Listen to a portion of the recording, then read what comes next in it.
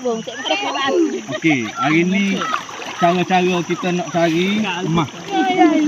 Okey, nak cari emas ni. Okey, tengok buat. Cari sikit, abuk-abuk ni. Cepatlah.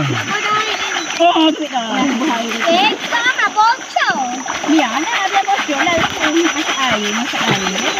Kalau sini oyak emas besar-besar sini. Cari.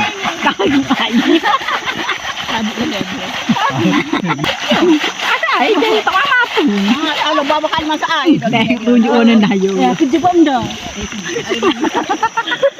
Tak sejuk-sejuk kan. Jam malam. Okey, nak serayuk. Tak boleh jam. Nah. Ayah coba. Okey lah ambil tu. Tengok dia boleh. Dia dah. Tengah pokok ni, dia air lagi ke? Di mana ni sini? Seselu lah, seselu. Seselu. Nombor kan? Hello, tak. Okey, kita kena buat seselu. Untuk dapat emas ni.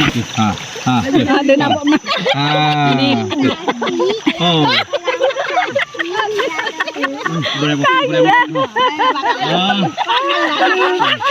Tengok. Sini orang ada emas besar-besar. Siap boleh pakai ni. Orang dek. Dia ada, mana ada? Ada jumpa dah ni. Kita tak oyak rahsia mana. Kita tak kira oyak rahsia mana ni. Kita tak ayat.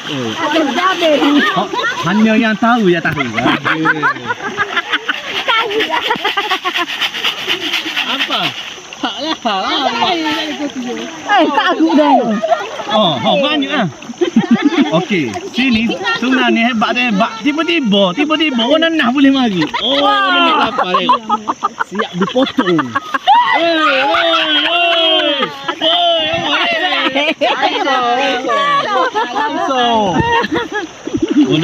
Orang nah ni tiba-tiba hanyut daripada hulu Manis.